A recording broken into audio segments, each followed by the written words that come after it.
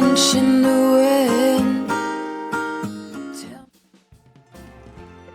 On the last episode of WildChild, we had a great 50 nautical mile jump south to St. Augustine, Florida, where we pulled into the channel, crossed under the Bridge of Lions, and took up a mooring ball at the marina.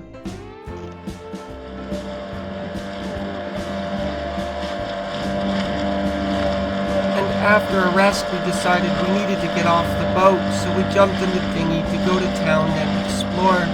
Let's see where we are.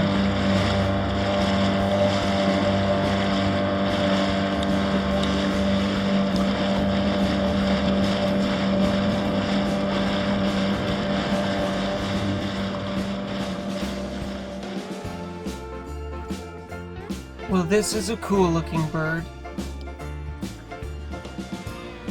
And my first impression of St. Augustine is that this place is kind of touristy. I'm not used to that. And of course, our first order of business is to treat ourselves to a shower for the first time in a week. And after that, find a restaurant so we can enjoy a nice meal.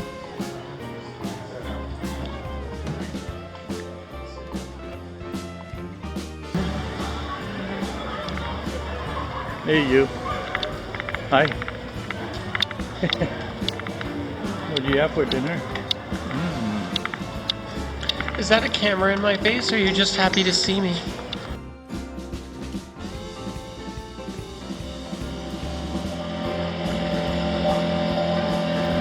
So after treating ourselves to a little life on land where we could feel like normal human beings again, it was time to jump in the dinghy and make our way back to WildChild for the night.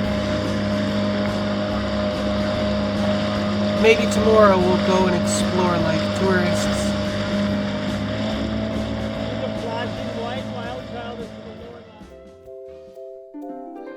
Now you guys know that we usually try to keep our YouTube channel about the actual sailing part, but the whole point of a sailboat is that it brings you cool places to explore, lets you drop out of society and sort of do your own thing. We had heard so many other sailors describe St. Augustine, Florida so fondly. They all recommended that it's a must-see place to stop as you're touring down the east coast of the US. I'm not a big touristy kind of girl, but I'm really glad we stopped in here. The city has a really cool vibe to it. It's actually a really cool place to explore. The Spanish influence on the architecture comes from the long history between Spain and England fighting for the city. I mean, sure, the place is touristy and sailors are not used to being in crowds anymore, but there's a very peaceful vibe to the place. It feels safe. And with so many trendy little restaurants and downtown tourist core, we actually had a wide selection of options for our lunch that day. I'd been in the mood for tacos, so we tried a Mexican taco joint. And after lunch, we went to go explore the old fort guarding the bay. It's almost pure seashells. I mean, it's hard like a brick, but it's almost pure seashells. Yeah, it's amazing. It's pretty brilliant to turn like beach sand into bricks, into a structure that holds for hundreds of years. Like, it's impressive. And it's still holding.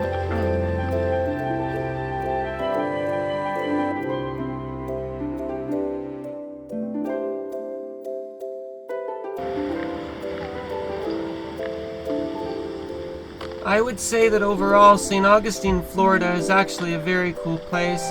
I'm really glad that we stopped in, and I would say I do recommend to other sailors that they come visit the town on their way south.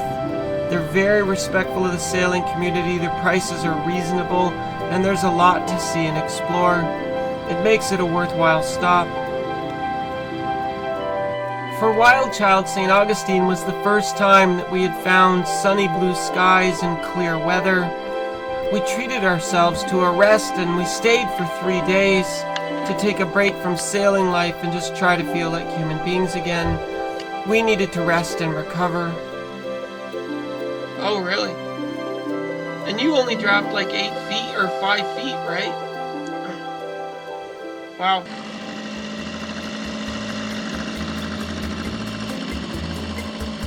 After treating ourselves to a day of rest and treating ourselves to a day as being tourists, it's time to get down to the business of sailing. We need to provision the boat and get ready for the next jump south. And this is the thing about the cruising life, is that your dinghy becomes the family car. Everything you need to do needs to be done via dinghy, so running errands and getting groceries becomes more complicated. You can only buy as much groceries as you can fit in the dinghy. You need to be careful to pack all your electronics or your purse in a watertight pouch. You wouldn't want to get it wet.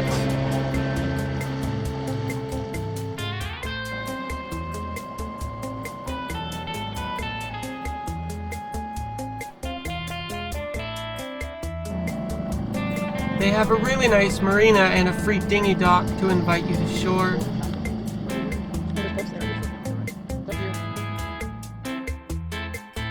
This is the St. Augustine's Marina, and we found out they have laundry facilities inside. So once we got the family car secured, we walked up to shore with laundry. We need to get our business done. While Michelle was kind enough to take care of the laundry, I got to go next door and have a shower. Having a shower is the one piece of civilization that I dearly miss. And after my shower, I went to the lounge at the marina where they have free Wi-Fi. It's time for me to get back to the business of being a sailing captain again. I need to become obsessed with weather again. It looks like the weather window is going to open up soon, so we need to get the boat provisioned and be ready to go. I think we're leaving tomorrow. Well, today's Wednesday, December 19. And it's sunny for the moment. Should get cloudy later. We're going shopping, grocery shopping, stop at Walmart to see different things, just to find out. Maybe Lexi need a new cell phone. So we're waiting for Uber. That's fantastic. St. Augustine is a great place to stop. Beautiful. Becoming a full-time cruiser meant giving up my own car, and that was very difficult for me. But with Uber, you can easily and affordably get rides wherever you need to go, and you meet great and interesting people. You don't see this back in Canada. We stopped the traffic. Oh, go ahead. I had never seen birds like this before, and I was endlessly amused by them. I have studied lots about economics, and I know that Walmart is the evil empire, but as a cruiser, I kind of need them. We ended up stocking up 4 shopping carts worth of goods and provisions. WildChild's now prepared to go 6 months, because we're not sure when we're going to jump across to the Bahamas, but it's coming soon.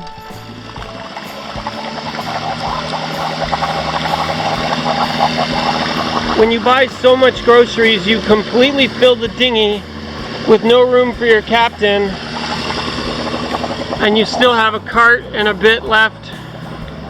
We're not even done. We bought so much food, it's going to take 2 loads in the dinghy just to get it out.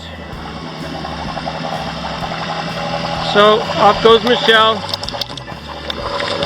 and Captain Lexi stays behind to guard the food.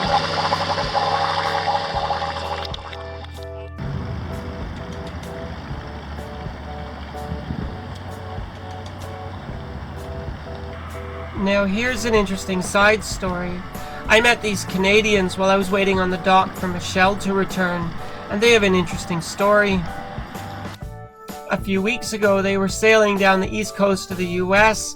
They were about 40 miles offshore when there was this big 4-foot diameter pipe about a couple hundred meters long floating in the water just at the surface level that they didn't see. They rammed it full speed and cracked their hull, did quite a bit of damage to their boat. They now need to get it repaired. Those are our Canadian friends going out to the mooring field, and Michelle coming back for the second load of groceries.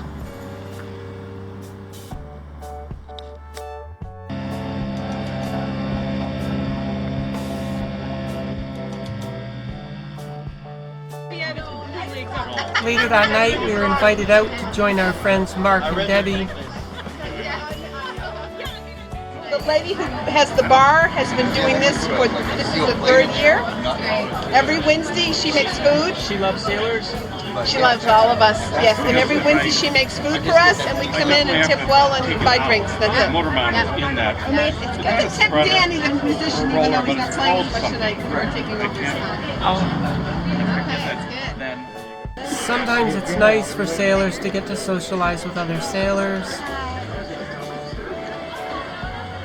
And this is St. Augustine's famous Festival of Lights in the park.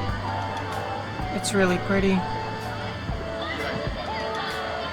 Welcome to St. Augustine's at night. Is that beautiful? Nice. And it's warm. I love it. Very sneaky, aren't you? So, the question is, hey Lexi, what you doing? Oh, hey Lexi, what are you doing? Life on a boat, the reality is, it'll be wet. Everything, everywhere will constantly be soaking freaking wet. So, you know, we bought groceries and we love these Lipton noodles, like these Knorr pasta side dishes. But there's like a paper to them and they will get wet, they will get moldy, they will begin to go right through. So on a boat, you can't keep anything in cardboard, even packages like this, we vacuum sealed them. So I'm putting them in packs of 4, so later when we open this, we'll have, you know, a week's worth, and then you just jam them anywhere you can, so when they get soaked, you know, it's just the outside plastic protecting them. So we love our vacuum seal food saver, it's fabulous.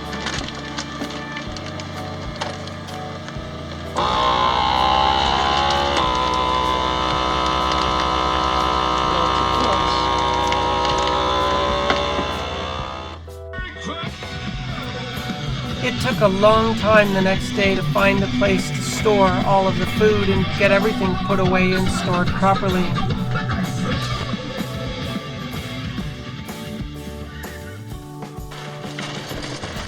And you just cannot have cardboard on a sailboat. It invites cockroaches and bugs, it invites problems, and it's going to go soggy in no time. So you have to take all of the food out of the cardboard boxes and reseal it in plastic vacuum bags. Pop-Tarts, although they come in tinfoil pouches, everything on a boat will get ruined. The salt water is amazingly prolific and gets into everything, and things like rice-a-roni, which I like, and good old Kraft dinner is lovely with a little ground beef. It's an easy passage meal. Can't have the cardboard, can't trust it, so everything's got to be sealed.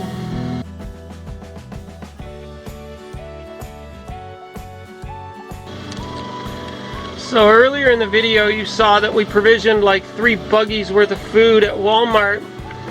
Unfortunately, a boat has a limited amount of space in which you can store things. We had to rearrange the tools to stuff every possible inch with food that we could. You can see we've got the hanging baskets generally full. We've got this is the port side cupboards. We use these Tupperware so they don't fall out under passage. It's all stuffed there. Underneath, like behind the cushions, it's all cans. It's stuffed, and this is all the like little blankets, like personal blankets. They had to go in plastic because of course, you know, the wet, like everything is always wet. And then that's all stuffed completely with cans, and then that's like 6 months worth of condiments, and you have to be your own grocery store, your own hardware store. In behind this board, the purpose of this board is just to keep all the pasta and rice, which is loose. Just bags and bags and bags and bags of the complex carbs. But when you're under passage, that stuff's gonna flop around and come out. So we just basically took a scrap piece of wood, stuck it in to hold them from falling out. That's what this board here is, stop the cans from falling out. The starboard side of the boat used to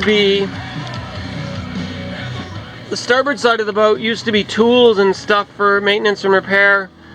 This is where the food saver goes, and then of course it gets all stuffed. Well, what we did is we went underneath, which was full of tools and parts, accessories, and I had to put a plastic container in to hold it, but it's completely stuffed. Same thing, Pop-Tarts, pasta, cans, coffee, sugar, flour, yeast for baking.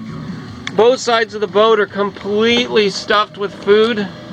And then we ended up moving a lot of the tools up into the V-berth. So where our clothing normally goes up here on both sides, we've actually bagged most of our clothes and ended up throwing a lot out we lost due to mold. So what we did is we scrunched all the clothes forward to make room at the very end on both sides for the extra tools. Every possible inch underneath the pilot berth is full. Every square centimeter of the boat is now stuffed to the hilt, but WildChild is good for 6 months off the hook. Like, you know, World War III could come and we probably wouldn't even notice. We don't catch a lot of news, and she's prepared to be off the hook, off the grid, independent, and last a long time. And with a water maker, you know, we can sort of go indefinitely.